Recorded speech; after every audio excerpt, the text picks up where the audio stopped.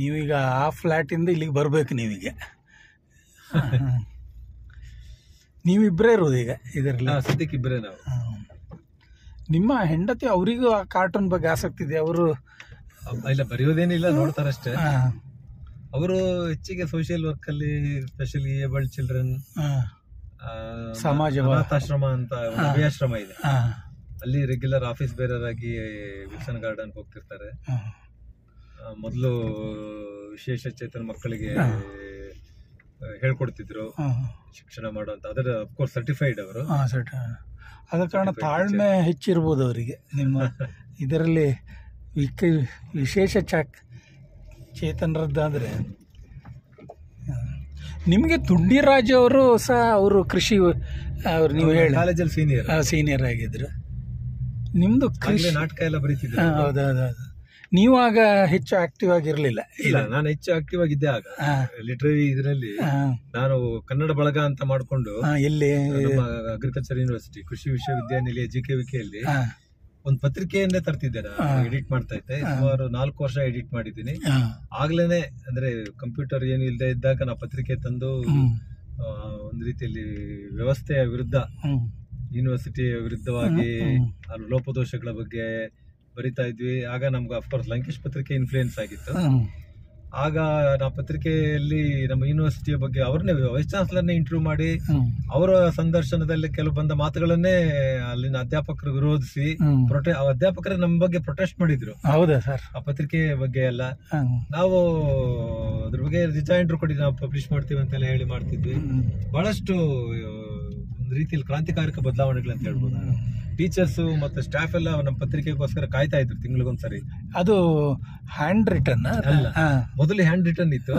ಅದಕ್ಕೆ ನಾನು ಹೇಳಿದೆ ಹ್ಯಾಂಡ್ ರಿಟರ್ನ್ ಮಾಡಿ ನೀವು ಎಷ್ಟು ಜನಕ್ಕೆ ತಲುಪಿಸ್ತೀರಾ ಅಂತ. ನನಗೆ ಸ್ವಲ್ಪ ಆಸಕ್ತಿ ಇತ್ತು. ಹಾಗಾಗಿ ಅವರು ಕೊನೆಗೆ ಪ್ರಿಂಟ್ ಮಾಡ್ಸೋಣ ಅಂತ ಮಾಡಿದ್ರು.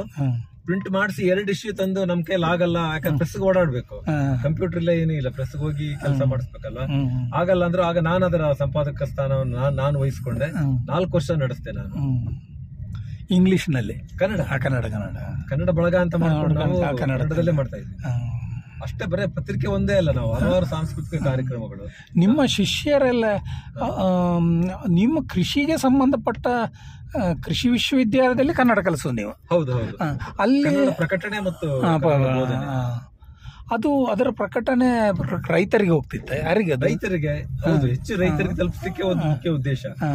ಇದು ರಾಜ್ಯ ಸರ್ಕಾರಕ್ಕೆ ಸಂಬಂಧಪಟ್ಟದ್ದು? ಹೌದು, ರಾಜ್ಯ ಸರ್ಕಾರದ ವಿಶ್ವವಿದ್ಯಾನಿಲಯ. ಇದು ಕೃಷಿ ಇಲಾಖೆಗೆ ಬರ್ತದೆ? ಇಲ್ಲ, ಇಲಾಖೆ ಸಪರೇಟ್. ಯೂನಿವರ್ಸಿಟಿ UGC ನಿಯಮಗಳನುಸಾರ ಯೂನಿವರ್ಸಿಟಿ ಮತ್ತು ಅಧ್ಯಾಪಕರ ವೇತನ ಎಲ್ಲ UGC ಇದು. ಉಳಿದದ್ದು ರಾಜ್ಯ ಸರ್ಕಾರ ಅನುದಾನದಲ್ಲಿ. ನಮ್ಮ ಕನ್ನಡ ಅಧ್ಯಯನ ವಿಭಾಗದ ಪ್ರಕಟಣೆಗಳಿಗೆ ಕೇಂದ್ರ ಸರ್ಕಾರದ ಅನುದಾನ ಇದೆ. ಇವರು LNT ಏನು ಟೌನ್ಶಿಪ್ ಏನು ಸರ್? LNT ರೇಂಟ್ರಿ ಬೌಲೆವಾರ್ಡ್, ಅದರಲ್ಲಿ ಇತ್ತೀಚೆಗೆ ಹೊಸದಾಗಿ ಒಂದು ಫ್ಲಾಟ್ ತಗೊಂಡಿದ್ದಾರೆ.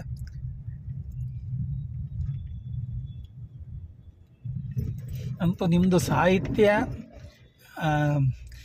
ಚಿತ್ರಕಲೆ, ವಿಜ್ಞಾನ, ನಾಟಕ, ಆಮೇಲೆ ಸಿನಿಮಾ ಸಹ ಸ್ವಲ್ಪ ಆಸಕ್ತಿ ಇದೆ. ಸಿನಿಮಾ ಆಸಕ್ತಿ ಬಹಳ ಇದೆ. ನನ್ನ ಹತ್ರ ಸಂಗ್ರಹಣೆ, ದೊಡ್ಡ ಸಂಗ್ರಹಣೆ. ಇದು ರೆಗ್ಯುಲರ್ ಆಗಿ ನಾವು ಎಲ್ಲ ಫಿಲ್ಮ್ ಫೆಸ್ಟಿವಲ್ ಹೋಗ್ತೀವಿ. ಆಮೇಲೆ ಆಸಕ್ತಿಗಳು ಚರಿತ್ರೆ ಬಗ್ಗೆ. ಚರಿತ್ರೆ ಹೇಗೆ? ಚರಿತ್ರೆಗೂ ನಿಮ್ಮ ಸಾಹಿತ್ಯಕ್ಕೂ ಅಷ್ಟು ಸಂಬಂಧ ಇಲ್ಲ, ಆದ್ರೆ ನಿಮ್ಮ ಆಸಕ್ತಿ ಇದೆ ಅಲ್ಲ? ಹೌದು, ಅಲ್ಲ ನಾವು ಚರಿತ್ರೆಯನ್ನ ಅರ್ಥ ಮಾಡ್ಕೊಂಡ್ರೆ ಏನಾದ್ರೂ ನಾವು ಇಂದಿನ ಪ್ರಸ್ತುತ ಸಂದರ್ಭ ಅರ್ಥ ಮಾಡ್ಕೊಳ್ಳಿಕ್ಕೆ ಸಾಧ್ಯ. ಆದ ಕಾರಣ ನಿಮ್ಮ ಲೇಖನಗಳಲ್ಲಿ ತುಂಬಾ ವಿಷಯಗಳು ಯುರೋಪಿಯನ್ ಚಿತ್ರಕಲೆ ಇದೆಲ್ಲ ಹೆಚ್ಚು ತಿಳಿದಾಗ ಹೆಚ್ಚು. ಅಲೆಕ್ಸಾಂಡರ್ ಬಗ್ಗೆ ಒಂದು ಲೇಖನ ಬರೆದಿದ್ದೀನಿ, ಬಹಳ ಕುತೂಹಲ ಅನಿಸುತ್ತೆ. ಆ ಕಾಲಕ್ಕೆ ಆತನ ಅರಿಸ್ಟಾಟಲ್ ನ ಶಿಷ್ಯ, ಅರಿಸ್ಟಾಟಲ್ ಆತನ ಗುರು ಆಗಿರ್ತಾನೆ. ಅರಿಸ್ಟಾಟಲ್ ಗ್ರೀಸ್ನವನು? ಹೌದು, ಅವರೆಲ್ಲ ಕ್ರಿಸ್ತ ಪೂರ್ವ ಅವರೆಲ್ಲ? ಹೌದು, ಅಲೆಕ್ಸಾಂಡರ್ ಬಗ್ಗೆ ಸುಮಾರು 300 ಕ್ರಿಸ್ತ ಪೂರ್ವ 3ನೇ ಶತಮಾನಕ್ಕೆ. ಅಶೋಕ ಸಹ ಕ್ರಿಸ್ತ ಪೂರ್ವ. ಅದೇ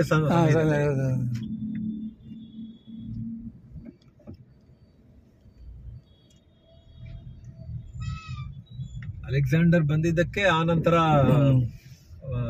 ಆ ಪ್ರದೇಶದಲ್ಲಿ ಈಗ ಅಫ್ಘಾನಿಸ್ತಾನ ಪಾಕಿಸ್ತಾನ ಇರೋ ಕಡೆ ಗಂಧಾರ ಬುದ್ಧನ ಕಲೆ ಬಂತು.